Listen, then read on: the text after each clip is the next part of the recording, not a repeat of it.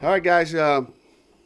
Obviously, as we sit here on this Monday, it's always nice to be 2-0 and not play your best football. And I still think the best football is ahead of us. I don't think our kids are particularly happy as well after just watching the tape and seeing the situations we put ourselves in. The details weren't there. That game very well could have been 30 zip or 42 zip.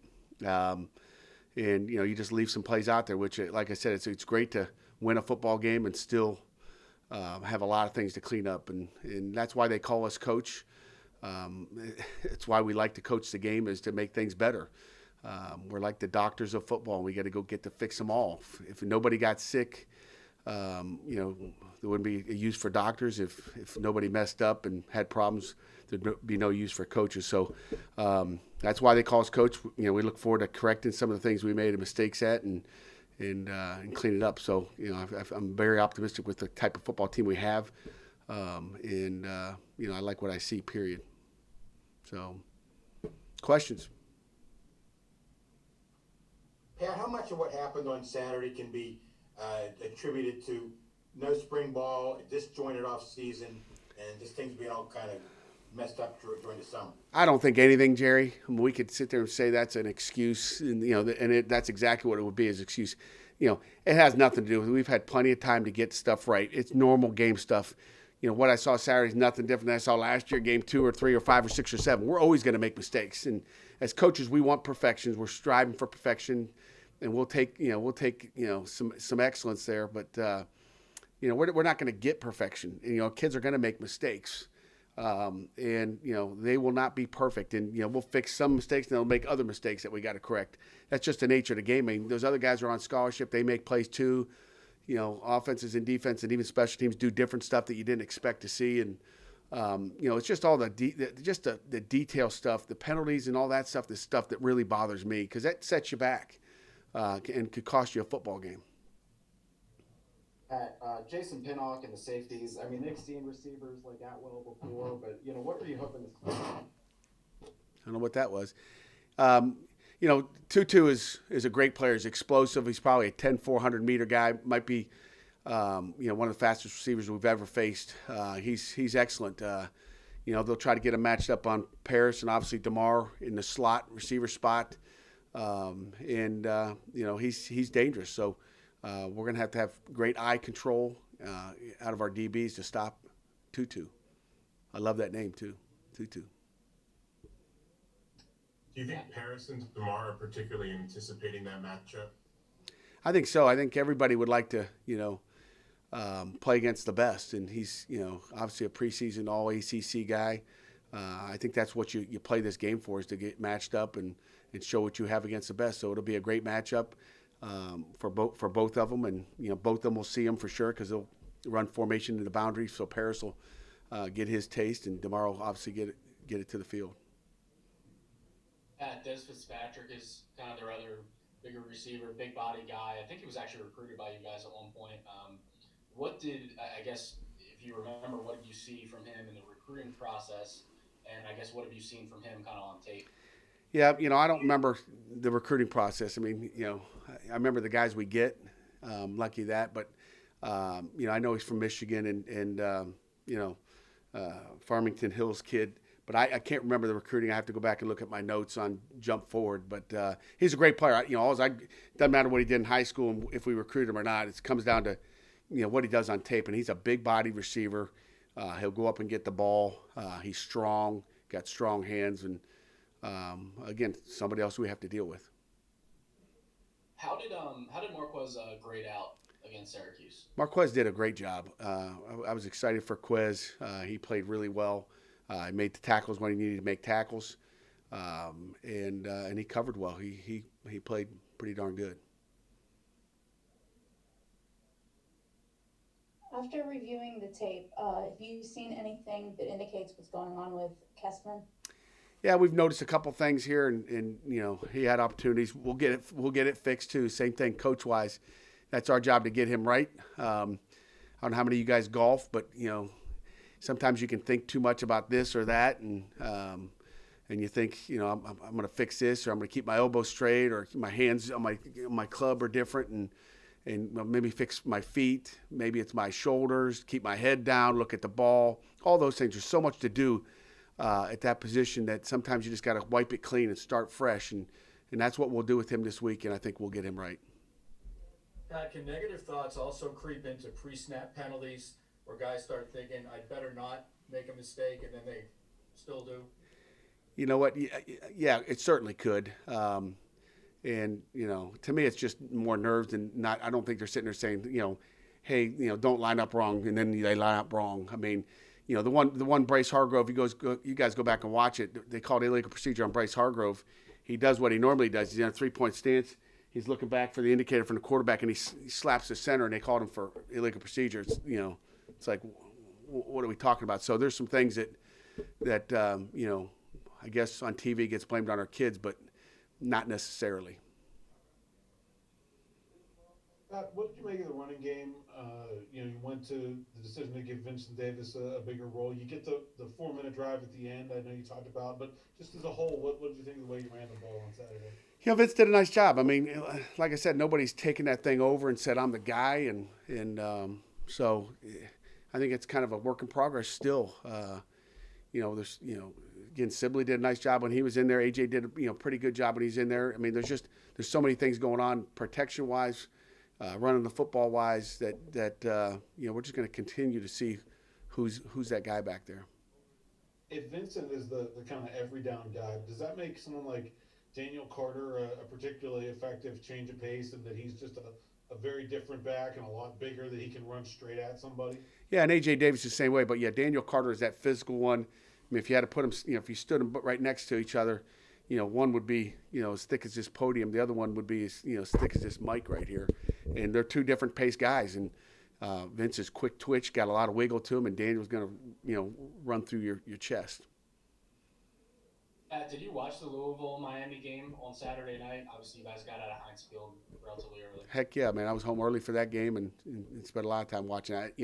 And if I didn't watch it then, if it was played at the same time our game is, I'm watching the TV copies just to see. I like to see every view you possibly can.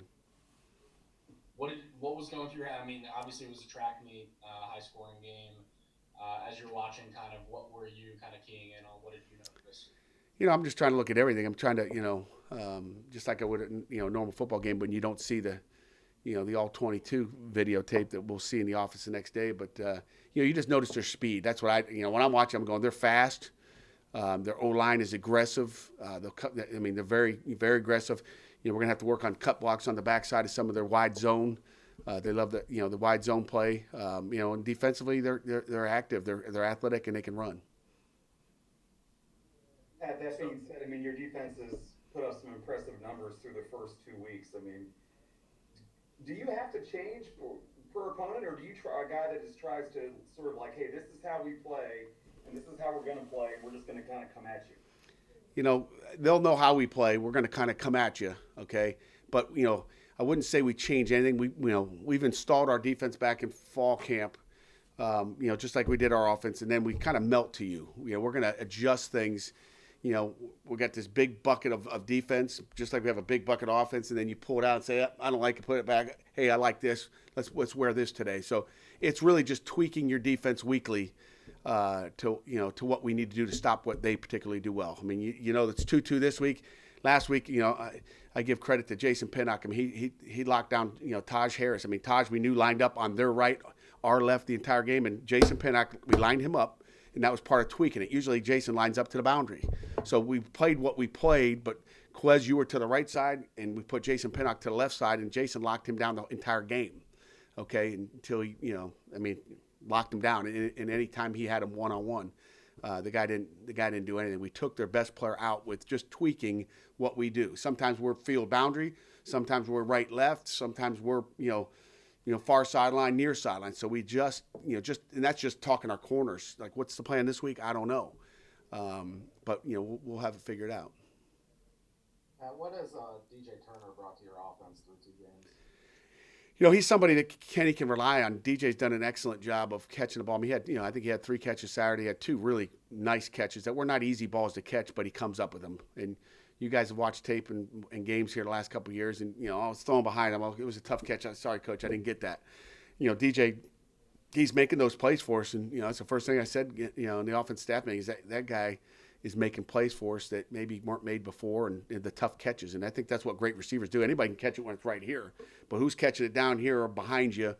Because there's not going to be perfect throws all the time, and quarterback's under pressure, and he's going to throw it, and hopefully you make a play.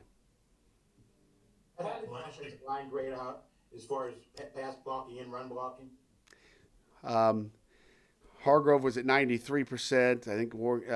I think Carter Warren graded out at 92%. Jimmy graded out at 87%. I'm just kidding you, making up some percentages. I mean, the grade they graded out solid. I mean, I think we had one winning performance up there. I'd say, who was it? Golly, I think Carter Warren graded out at winning, and everybody else was high average. Which they all graded out at just about winning. I think against Austin Peay. When the competition steps up, obviously it's a little bit different. I always say if a guard grades out at 80%, does that mean the D tackle graded out at 20%? So all those grades are subjective, and they did some nice things. I'll put it this way: forget grades as a whole. I thought our offensive line played much better, even though they got winning grades a week ago. Okay. I thought they played better Saturday than they did the week before. I thought there was more physical play. I thought guys stayed on their blocks. I thought they sustained. I was much happier this week with their O-line than I was the week before. It looked like Keldrick got in there for a little bit at right tackle. What did you see from him in his first taste of ACC action? Not as clean as you'd like. They showed him one new front that he had never seen before, and I don't think he had a good answer for it. But he didn't play great. He didn't have a winning effort, put it that way. But again, he's still young, new. And it's a different speed for him, but he's athletic, he's tough, and he'll bounce back. Pat, would you rather face them coming off a win or coming off a loss like that? Say that again? Would you rather face the team like Louisville coming off? Would it be better for you guys if they had won on Saturday as opposed to them losing, or does that affect 1 week to the next? I think we got like 15 people on here, and I could ask 15 people. They'd all have a different answer. I don't know. I mean, it doesn't matter. We get to face Louisville, win or loss. It doesn't matter. It really doesn't matter. I mean, they're gonna be prepared. We're gonna be prepared, and we get to go play. I mean, I really can't. Well, I can't answer that question because I don't know. I mean, it's just like we're playing with minds and feelings, and it doesn't matter. I mean, I'd much rather come off a loss personally because I think you're hungrier. So, I expect we're going to get the best Louisville team. They're going to be, sour there. So what would you rather have? Who knows? Maybe they're feeling sorry for themselves. Maybe they don't bounce back. It doesn't. You're flipping a coin. Kalijah Kancey had the second most tackles for loss and second most sacks on your team on the day. How did you feel after now that you looked at the film about his performance, and do you think that he'll see an increase in snaps, or he'll change up the way that you're using your interior defensive line? Yeah, we rotate those guys through, and Kalijah's had a heck of a game. He's explosive. We want to see Kalijah do that every day in practice as well. So if you guys can pass that message on, it can't be a sometimes thing. I don't want to hear about gamers. I've had gamers come out and say, "Coach, I know I didn't practice very well, but I'm a gamer." Well, guess what? We ain't going to find out in the game because you ain't getting in there. And he's gotten better every week. Kalijah's a football player. We know he's explosive. He's got an ability to get to the quarterback. He dish rags some people, just chucked them away. He'll get better. He's still a baby, and he's learning how to practice. He's learning from the older guys, and it's just a matter of, fitting into that culture as far as the way we practice every single day. And he's going to be a great player for us. And his, based on Saturday, his reps will increase, but so will his practice habits too. You said Cunningham and Hawkins. Obviously, we haven't touched on those guys yet. What does Javian Hawkins do that might be different from other backs you guys have faced in the past? And then Cunningham, just I guess how he operates the offense. Yeah, Javian is he's explosive. Put it that way. I mean, he looks like he's shot when he gets the ball. He looks like he's shot out of a cannon, and that's another thing you notice. Besides the O-line, running their tracks in zone, is you notice Hawkins is running downhill, and he's flying. So I think that's the one thing you notice about him. And then, obviously, Michael, he's a great player. He's got a great arm. Throws all the intermediate balls really well. Can throw the deep ball. He can run, and he makes good decisions for the most part. So, obviously they're happy with him. He's a high-ranked quarterback in the ACC in the country, and there's a reason why. He's athletic. I mean, the guy can do a lot of different things. We're we're going to have to wrap him up.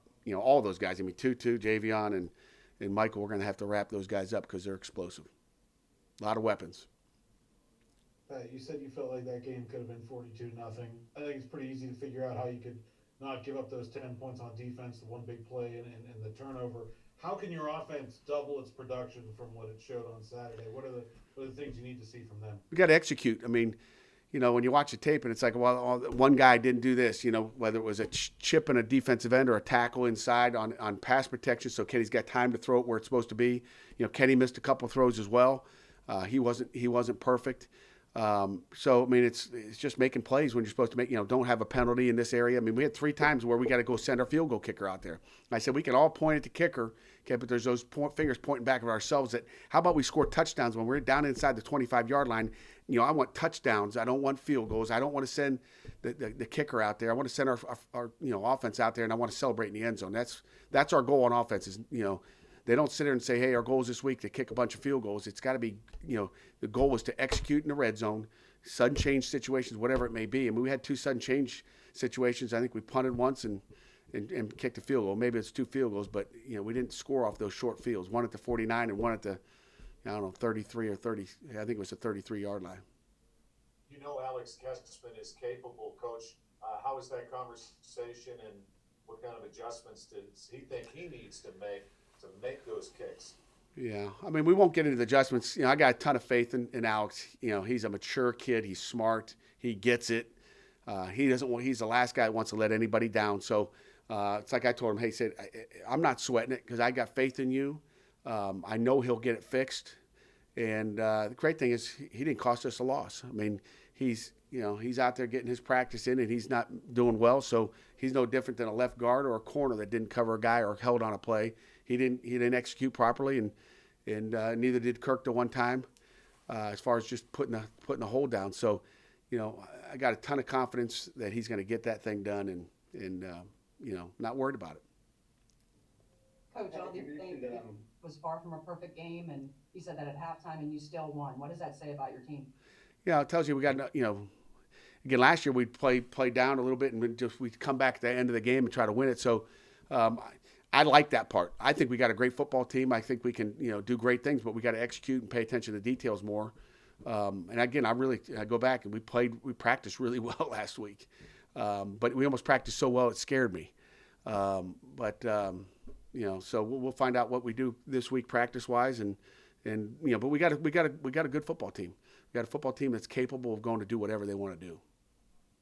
Pat, you mentioned the offense needs to deliver, execute in the red zone, but I mean, other than the pass to Jordan, I mean, a lot of the stuff was just, short, and even the touchdown to Wayne was intermediate. Were there plays open downfield to be made, or was it just there wasn't maybe time for those plays because of the pressure Kenny was facing? You know what? Sometimes it's a pressure. Sometimes there was guys open. You'll see there were some guys open at times that we didn't hit, and so it's a little bit of everything.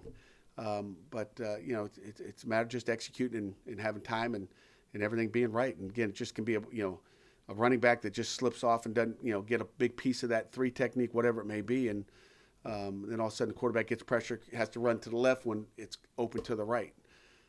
So sometimes happens like that. Nobody else is going to ask. I see you're wearing the shirt. What do you think about the uniforms for this week?